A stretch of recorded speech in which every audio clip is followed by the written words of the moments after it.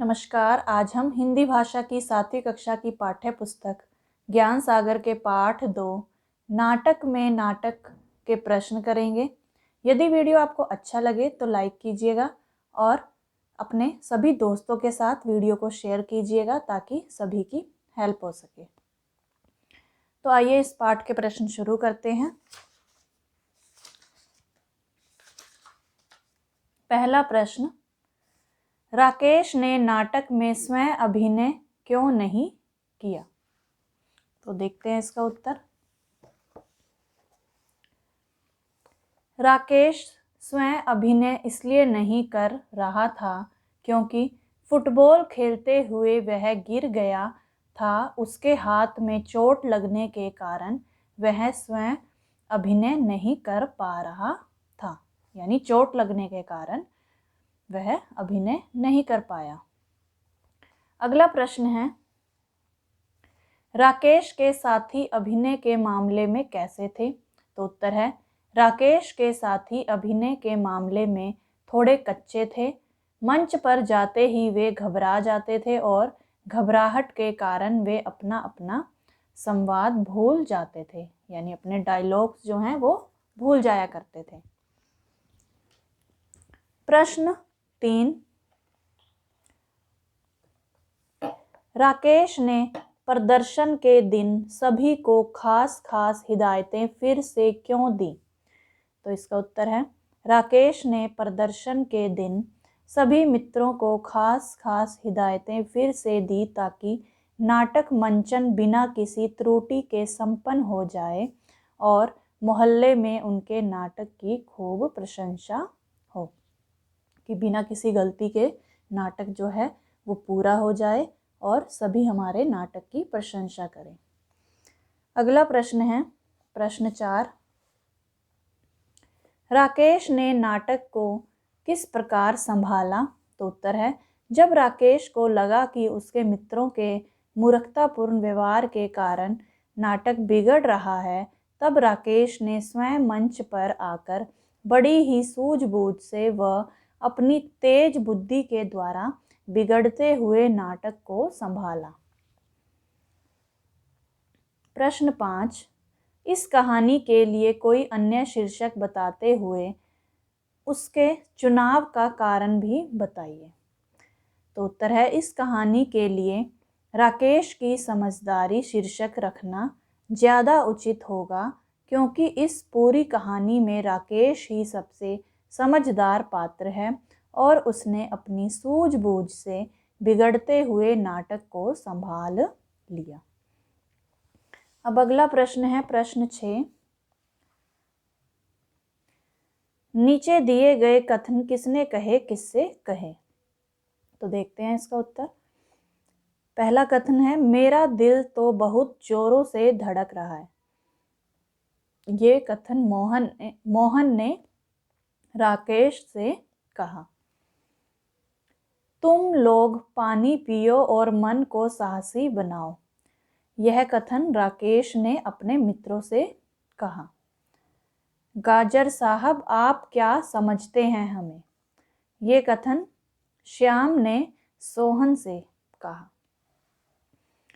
अब अगला प्रश्न, कहानी के आधार पर नीचे कुछ कथन दिए गए हैं। सही कथनों पर सही का और गलत कथनों पर गलत का चिन्ह लगाइए। गलत कथन को सही करके दोबारा कॉपी में लिखिए। राकेश ने नाटक का निर्देशन किया था। हाँ, तो ये क्या है? सही। राकेश के साथी अभिनय के मामले में नए थे। सही। राकेश को उनके अभिनय पर पूरा भरोसा था। गलत। मोहन चित्रकार बना था। सही। राकेश हाथ पर पट्टी बंधवाने के लिए अस्पताल चला गया था। गलत। नाटक का नाम था बड़ा कलाकार। गलत। नाटक को बिगड़ता देख दर्शक जोर जोर से चिल्लाने लगे। गलत। नाटक का रिहर्सल ही नाटक था। हाँ। सोहन अपना संवाद भूल गया था। गलत। राकेश ने मंच पर आकर नाटक को संभाला। हाँ। अब अगला प्रश्न, राकेश को अपने साथियों के किस बुद्धूपन से डर था? तो उत्तर देखते हैं इसका। ये प्रश्न बातचीत से संबंधित है। राकेश को अपने साथियों के मंच पर आते ही घबराहट में अपना संवाद भूल जाना और आपस में ही बहस कर बैठने के बुद्धूपन से डर था कि वो मंच पर आकर घबराकर कहीं अपने डायलॉग्स भूल ना जाएं और आपस में ही बहस ना कर बैठें। अगला प्रश्न, क्या आपने कभी नाटक में हिस्सा लिया है? नाटक के मंचन से जुड़ी कोई रोचक घटना बताइए।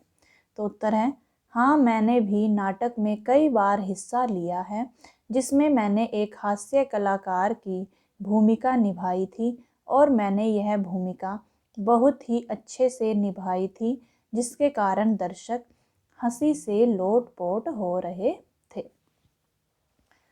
प्रश्न 1 अनुमान और कल्पना से संबंधित। अगर श्याम अपना संवाद नहीं भूलता तो कहानी कैसे आगे बढ़ती, बताइए। अगर श्याम अपना संवाद नहीं भूलता तो नाटक के सामान्य रूप से आगे बढ़ने की संभावना बनी रहती और ना ही शायर, चित्रकार और संगीतकार में किसी भी प्रकार की बहस होती और ना ही दर्शक उनके उल-जलूल संवादों पर हंसते। प्रश्न 2, राकेश की जगह यदि आप होते तो नाटक कैसे संभालते? तो उत्तर है राकेश की जगह यदि मैं होता तो नाटक बिगड़ने की स्थिति आने से पहले ही मंच पर जाकर ऐसे संवादों का प्रयोग करता ताकि मेरे मित्रों को अपने संवाद याद आ जाते। इस प्रकार अपनी सूझबूझ द्वारा नाटक में छोटी सी भूमिका निभाकर मैं बिगड़ते हुए नाटक को संभाल लेता। अगला प्रश्न है हमारा भाषा की बात से संबंधित। नीचे दिए गए शब्दों को शब्दकोश के क्रमानुसार लिखिए। पट्टी, मंच, सार्वजनिक, सप्ताह, पूर्वाभ्यास, पर्दा, स्वयं, संवाद, प्रशंसा, त्रुटि। तो अब हमें इन सभी शब्दों को शब्दकोश के क्रमानुसार लगाना है। जैसा कि आप जानते हैं, शब्दकोश में सबसे पहले सभी स्वरों को स्थान दिया गया है और उसके बाद सभी व्यंजनों को, स्वर जैसे कि अ, आ, ई, ठीक है, और व्यंजन क, ख, ग, घ, ण आदि। तो हमने देखा कि ये सभी शब्द जो हैं वो व्यंजनों से शुरू हैं। कोई भी शब्द ऐसा नहीं है जो स्वरों से शुरू हो। तो अब देखते हैं पहले किसका स्थान आएगा। व्यंजनों का ही हमें क्रम देखना है। जैसे पहले हमने लिखा पहले नंबर पर त्रुटि। त्रुटि में ये त्र जो है आधे त जमा र के मेल से बना है और प से पहले त का स्थान आता है, इसलिए हमने त्रुटि शब्द पहले नंबर पर लिखा। दूसरे पर आएगा पट्टी, तीसरे में पर्दा, चौथे में पूर्वाभ्यास, पांचवे में प्रशंसा। ठीक है,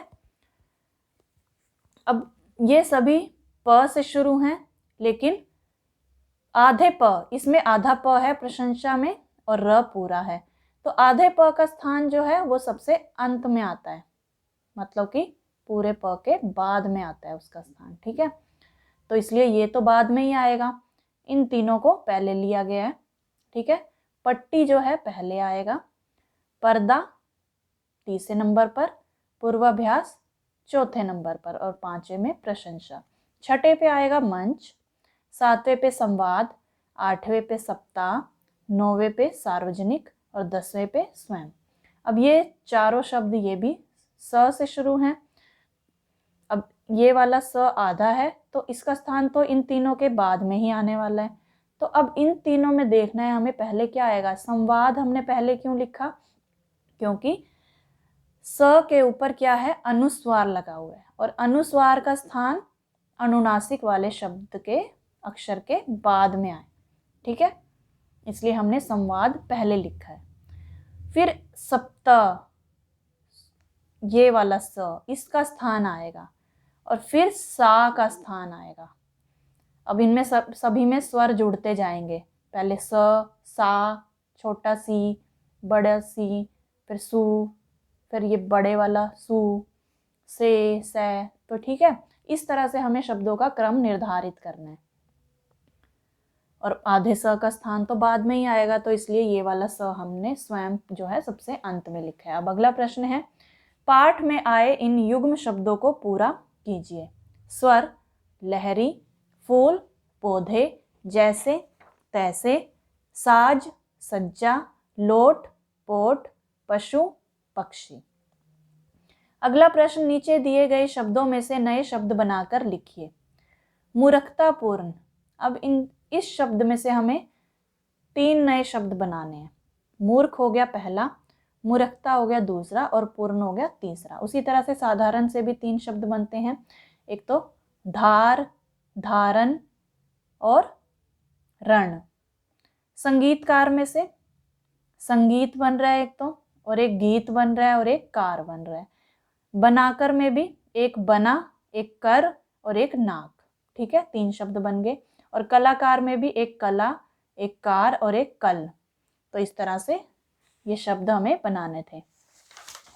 अगला प्रश्न है, राकेश अपने साथियों की मूर्खता के कारण घबरा रहा था, उसे गुस्सा भी आ रहा था और रोना भी। क्या हम रोकर, घबराकर या गुस्से में किसी मुश्किल परिस्थिति का सामना कर सकते हैं? क्यों? आइए देखते हैं इसका उत्तर। नहीं, हम रोकर, घबराकर या गुस्से में किसी मुश्किल परिस्थिति का सामना बिल्कुल भी नहीं कर सकते, क्योंकि उस समय हमारे सोचने समझने की शक्ति क्षीण पड़ जाती है, और ये सारे कमज़ोर मनुष्यों की निशानियां होने के साथ साथ खोखले व्यक्तित्व की पहचान भी है। सही बात है बिल्कुल, कि हम किसी भी मुश्किल का सामना रोकर, घबराकर या गुस्से में तो बिल्कुल भी नहीं कर सकते, क्योंकि उस समय क्या होता है, जो हमारे सोचने समझने की शक्ति होती है वो बिल्कुल ही मंद पड़ जाती है, कम हो जाती है। इसलिए हमें किसी भी परिस्थिति का सामना हंसकर, धैर्य के साथ और शांत मन से करना चाहिए, तभी वह मुश्किल हल हो पाएगी। अगला प्रश्न है, गुस्से या क्रोध को शांत करने के लिए हमें क्या करना चाहिए? तो उत्तर है, गुस्से या क्रोध को शांत करने के लिए हमें शांत चित्त से एकांत में बैठकर अपने आप से यह सवाल करना चाहिए कि इतना गुस्सा या क्रोध करने से मेरा क्या लाभ हो रहा है? उत्तर यही मिलेगा कि कुछ नहीं। यदि कभी किसी बात पर गुस्सा आ भी जाए तो लंबी सांस लेकर अपने गुस्से को शांत करने का प्रयास करना चाहिए। तो ये थे पाठ 2 नाटक में नाटक के प्रश्न। आशा करती हूँ आपको सभी प्रश्न अच्छे से समझ में आ गए होंगे। मिलते हैं अगली वीडियो में, तब तक के लिए नमस्कार।